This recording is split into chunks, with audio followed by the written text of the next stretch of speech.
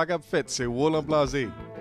Jodi, nous allons apprendre comment pour nous bien mixer un cymbal. En pile, nous voulons faire Kompa beats, mais nous pas qu'à mixer cymbal bien. Et quand y a un bon bandé, nous avons un cheap cymbal, nous recorder, comme ça. Nous allons montrer nous comment pour nous bien mixer, pour nous avoir un bon son cymbal, pour nous faire Kompa beats, guys. Nous allons travailler et créer un bon band derrière pour nous créer un bon Kompa beat. So on fait ça vite. Something that's good for me.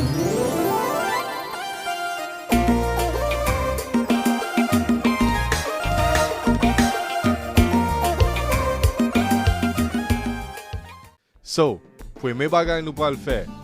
Voulez pour nous chercher un bon cymbal. Si nous pouvons acheter de Roland Blasé drum kit, gagnez sur le website pour $30. Vous avez besoin d'un cymbal en dedans. So, bon déjà gagné. Un programme qui est les Ultra Beats. Ou alors Ultra Beats. Déjà programmé cymbal yo tout bagay là. But si vous pouvez connaître comment pour programmer bagay yo, seulement make sure vous save li là. Ou ka mette Kompa kit, comme ça, new Kompa kit, da. So, comment c'est faire ça? Right click bagay ça. Al na initialize, and then al na sample. So, ça a effacé kick ça qui déjà là. And si nous voulons mettre l'autre kick, al là, où elle dit no sample loaded, press load. And I'll chercher, guys. I'm getting here in a desktop, best Kompa samples, Roland Blasé drum kit, Roland kicks. I'm getting là, guys. So let me see here. Nuka, yeah, I just put Kompa kick là. So, ouais, bim. On bon kick, I'm getting là. And then unmid cymbal là. Nous allons travailler sur cymbal là, guys. So, ma press initialize, right click, initialize. Pas oublier pour mettre non là. Ouais. Ma mettre kick. Kompa. Ma là, ma mettre cymbal. Cymbal 1. So, nous allons travailler sur ça, guys. So, right click, initialize, mettez sample. Mettez cymbal. My load. Let's go, guys. Let's go. So, Roland Blasé drum kit. And then nous allons mettre un cymbal là. On mettez ça. Crash. Ça. So, les sons est comme ça.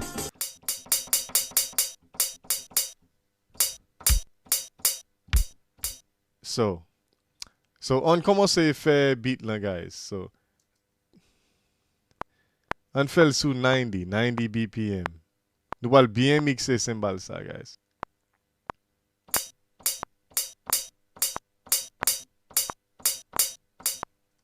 Celle ça me fait. Pour l'autre là, m'a fait en bas ça, Ouais, ça m'a fait garder. Duplicate. Copy bagay ça. And then m'a record li en bas.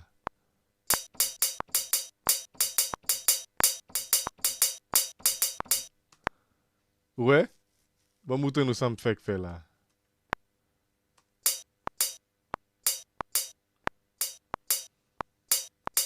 So, tous les deux sont comme ça. Beaucoup quantize yo. So, map quantize yo, kunya guys. Nous allons bien mixer ça yo. So, select all, right click là, select all. Mal na functions, quantize.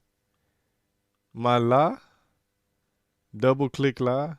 Right click là, select all, functions, quantize. So, kunyal sonne comme ça. So, cymbal ça, on descend na negative 14, minus 14, guys. Pour sonne comme ça.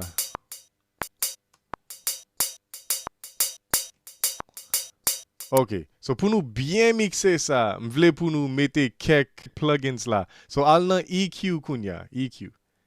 So m'vle pour nous lever ça. Lever ça up to like 15. And là, m'vle pour nous lever up to like 3. Non, ça. On lever ça up to 3. And on fait ça. Descend li là. So. So, entendez l'encore. Entendez cymbal ça encore, guys.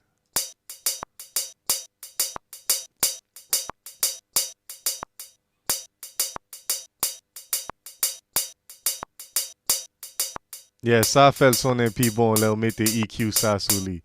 So, après EQ, bagay qui plus important, il y a les compressors. Nous allons mettre le compressor, ou pas le pour qui ça l'important, guys. Nous allons changer tout cymbal là pour sonner tant qu'on cymbal on moun ap calé.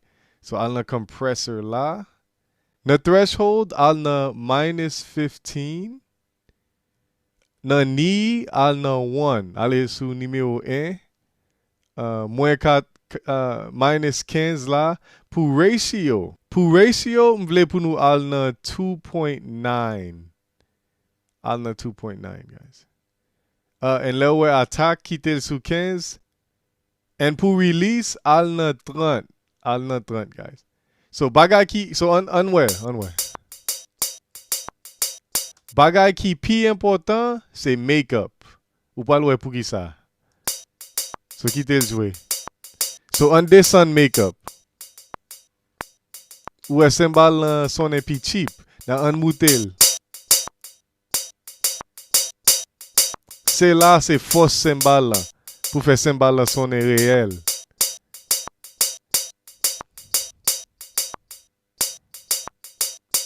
So moi quitter sous -4.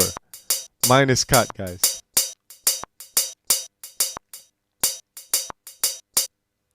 So nous pas fini. So dernier bagay nous supposé mettre à là let me see, reverb and alna space designer. So nous pas ouais. Ou again trois reverb là. So nous allons ranger ça, guys. Let me see here. So malna large spaces, malna rooms. So m'vle pour nous cliquer là sur bright chamber. Just cliquer sur bright chamber. So après ça dit large and bright. Make sure nous checker ça. N'a pas pour ça. Et là cliquez sur ça. Ouais. Ça fait le son est plus bon. So on descend quelques bagailles là. Mettez 293 pour size, descendez juste dans 16. Now on joue encore. Ouais? Kounya cymbal ça pi clean. On fait le pi bon. On mettez ça sous -14. Ça on mettez le sous 930. On met ça sous 230. Kounya nous gagne un clean cymbal. Seul bagay met là, les pitch shift. Bon moi si m'ka joindre li là. So, nous allons pitch shifter. So, on descend ça pour -1, mettez-le sous 26. And then on met ça sous manual, and descend tout bagay là. So, on t'a dit pour compte li. Li pas mal. So, kounya nou gen un bon cymbal. So, on met ton kick, guys. So, m'a just duplicate it.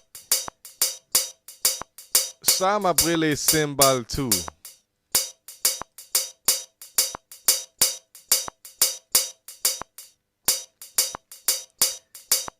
So, on relais ça kick.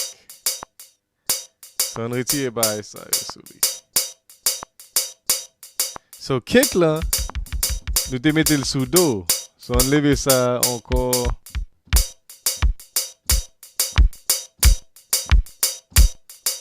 On record les guys.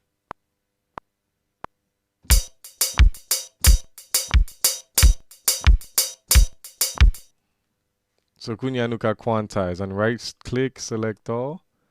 functions, and then quantize li.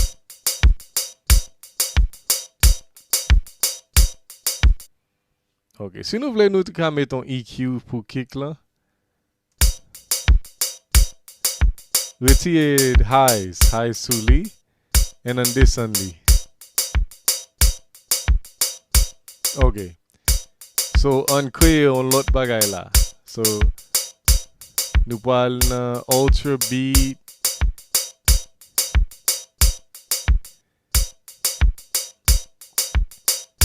So, kounya mabrele sa gong. Mabrele sa gong.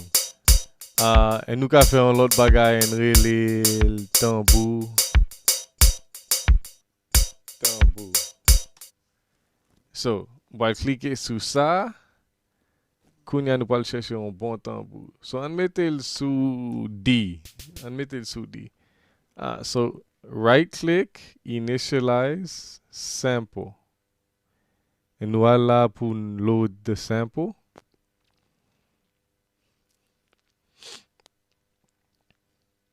And al nan desktop, best Kompa samples, rolling blase drum kit. So kounya m bezwen yon tambou. So let me see, percussion. Gen la percussion la. Congas low. So sa bon. So nap kembe sa. So an record sa.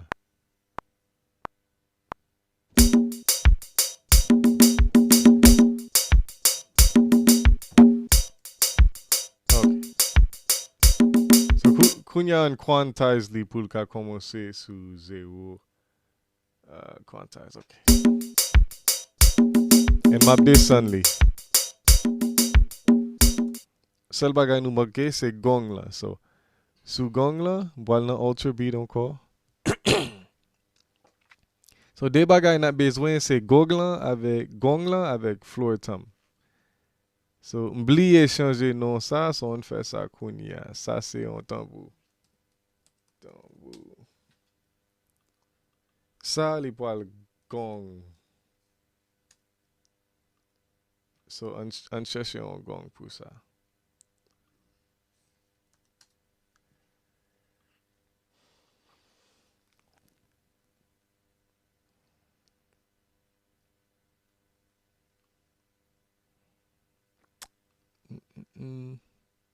So al nan rolling blase drum kit.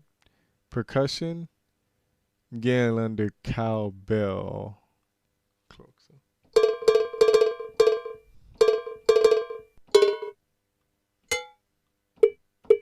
Ok, mjwen yon la. Gen yon lot la.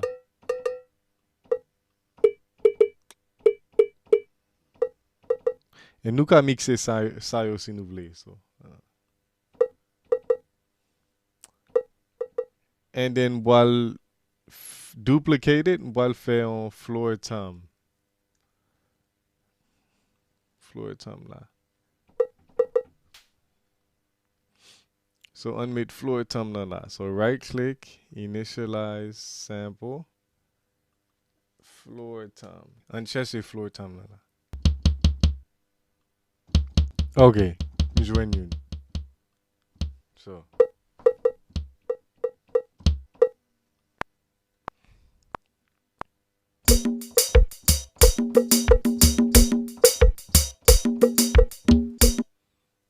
So, floor tom sa, m ka mixel, but an fè vit pou n fin sa. Nou ka mixel, but li pa tro mal.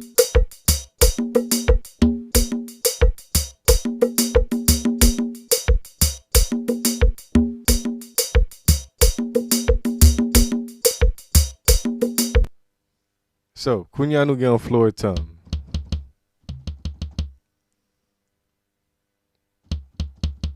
So, and nou gen cowbell. So, an fè cowbell.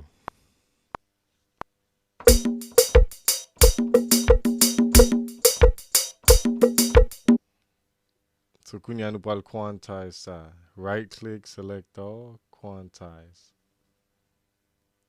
Now floor tom.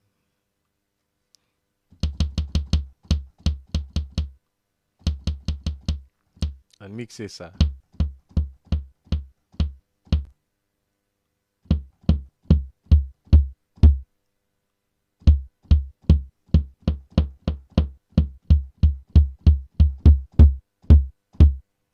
Okay.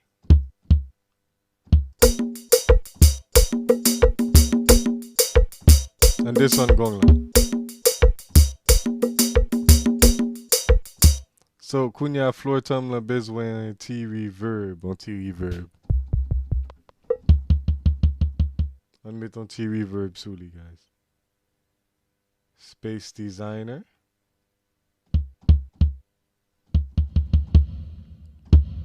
Descend size la.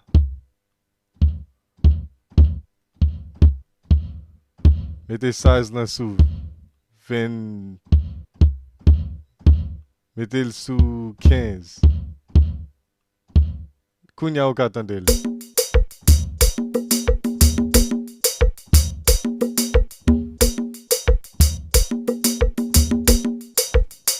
Et nous ka descendre ça kounya.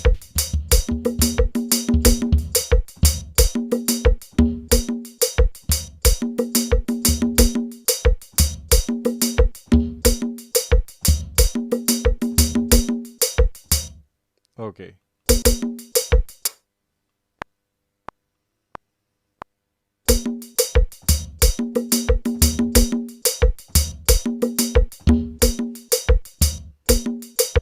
So unquantizedly, guys. And look at this on the reverb on this one, sir. Mettez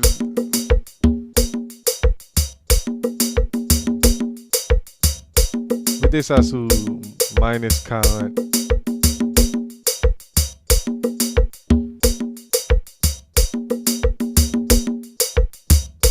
Ok. Kounya li pas mal. Kounya nou gen un bon band derrière, guys. Si nou pa eme cymbal la, ou vle gen plus force, al nan compressor, and al la sou makeup. And this one, in moutel.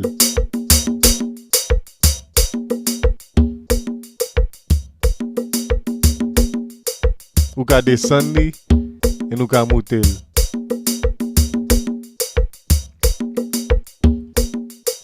En kounya ou gen un bon band derrière.